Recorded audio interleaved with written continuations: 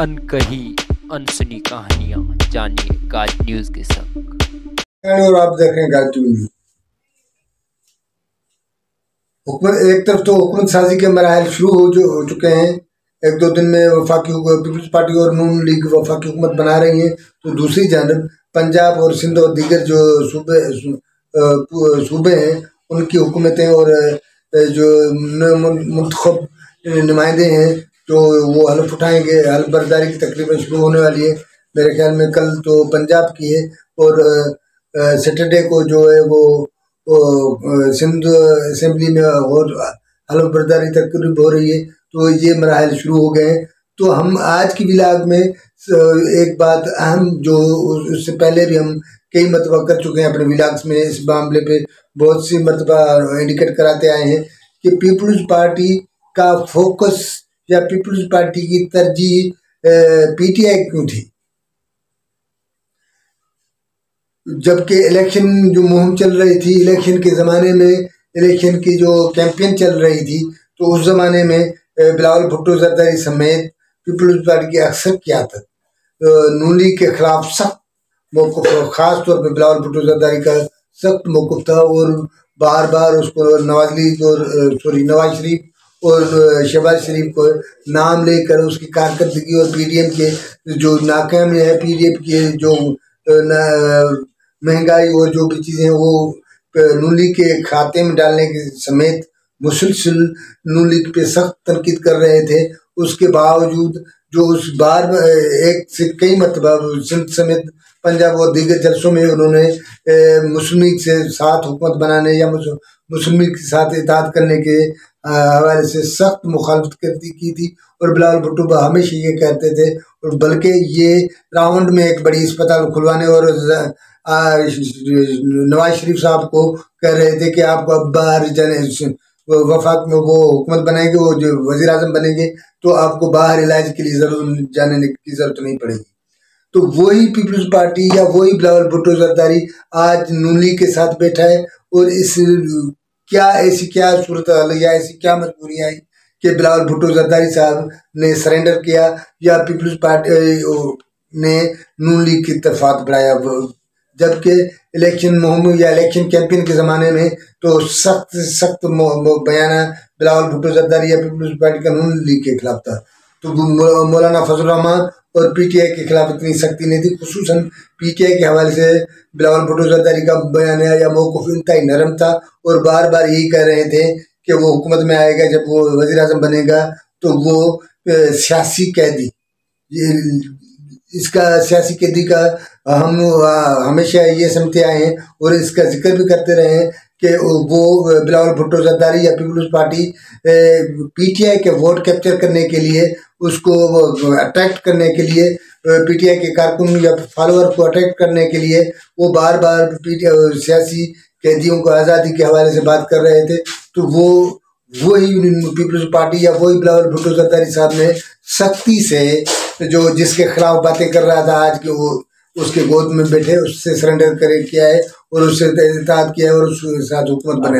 बनाने पे पहुंचे हैं। तो ये सारी सूरत हाल, एक तरफ तो पीटीआई जो खुद को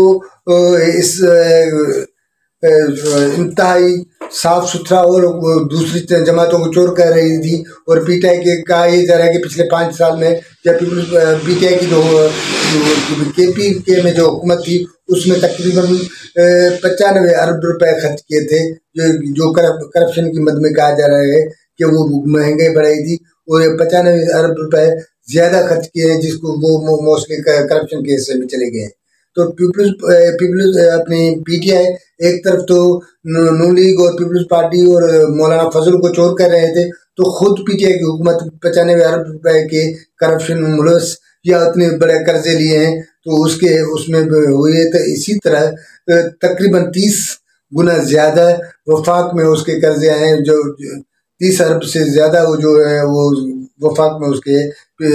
पीटीआई के जो कर्जे हैं। तो एक तरफ तो पीटीआई खुद करप्शन में मुलव्वस थी और उस मुख्तलिफ जो उसके जिस केसों में खुसूसन इमरान खान साहब और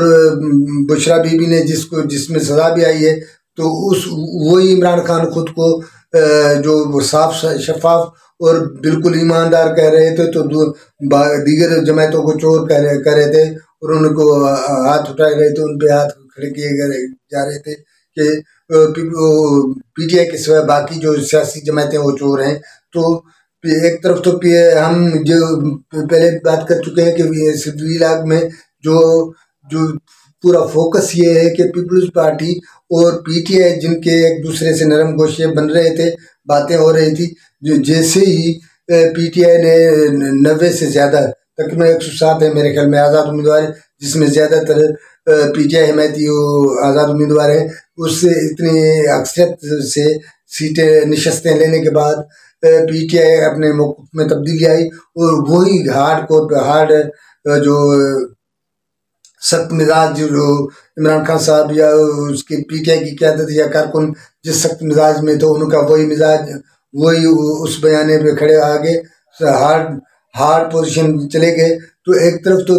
हम पीपल्स पार्टी के लिए सोचा जा रहा है, जो हमेशा दावा करती रही है और उसके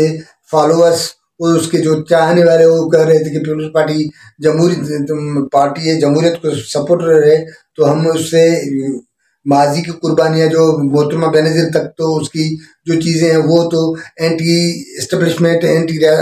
खड़ी थी और हमेशा इस जमहूरियत के हिस्से में खड़ी थी। लेकिन जैसे ही वही पीपल्स पार्टी आसिफ जरदारी साहब के कंट्रोल में आई है, तो बिलावल भुट्टो कोई भी बयान दे, लेकिन वो जरदारी साहब से हाथ से दूर नहीं है और वो ये एक बनाया हुआ है कि बिलावल भुट्टो जरदारी सख्त मौक़िफ़ हार्ड स्टैंड लेते हैं, तो जरदारी साहब उसको कूल करते हैं। कोई बड़ा मामला आता है तो जो कोई रुकावट आती है उसको रोकने के लिए एक किरदार अदा करते हैं। तो ये होता आ रहा है। तो जो लोग ये कह रहे हैं कि पीपल्स पार्टी नहीं क़यादत खुशम बिलावल भुट्टो जरदारी हमेशा 70 साल बाबा और बूढ़ों को जान छुड़ाने वाले सब बिलावल भुट्टो आज 70 साल सदर के उसमें बैठे हैं और असेंबली जो बिलावल भुट्टो की दूसरी जमातों के जो मुंतखब उम्मीदवारों को छोड़कर सिर्फ पीपल्स पार्टी के देखें तो सिर्फ एक वसान साहब है जो मंजूर वसान साहब के बेटे हैं, उसके अलावा कोई भी ऐसा नौजवान नहीं जो उस पोजीशन में हो या जिसको नौजवान कहे या पहली मरतबा जो इलेक्शन में आए। वरना बिलावल भुट्टो जरदारी साहब जो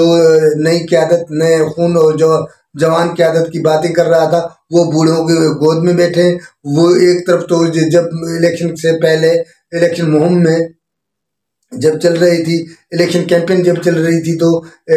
नून लीग के खिलाफ जिस सख्त मौक़िफ़ अख्तियार कर रखा था उसके साथ बैठने से मुकम्मल इनकार करके बैठे थे और उनका ख्याल था, बार बार ये कह रहे थे कि वो कुछ भी हो सकता है लेकिन वो नून लीग के साथ नहीं बैठेंगे। जब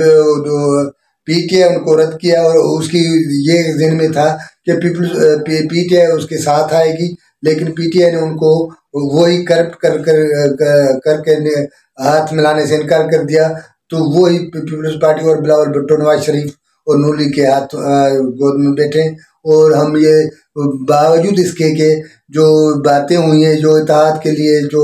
बैठेंगे हुई है, जो मीटिंग्स हुई हैं, उसमें पीपल्स पार्टी अपने शराइत बनाने में कामयाब हो रही है, लेकिन जो उसके बयाने थे, जो उस इलेक्शन कैंपेन के दौरान बिलावल भुट्टो जरदारी की जो बातें थी, जो खिताब थे, वो साबित करते हैं। उनको देख कर अगर हम याद करते हैं और एनालाइज करते हैं तो बिलावल भुट्टो जरदारी ने अपने न सिर्फ शिकस्त खुदा होकर नून लीग के गोद में बैठे, बल्कि उसने अपने जो मौक़िफ़ था उसको भी पीठ दी है। अब देखते हैं कि ये जो इत्तेहाद है नून लीग और पीपल्स पार्टी का कहाँ पहुँचता है, लेकिन वो इससे बेहतर था। ये एक ख्याल है, एक राय है, ये जो तजिया निगारों का ख्याल है, जो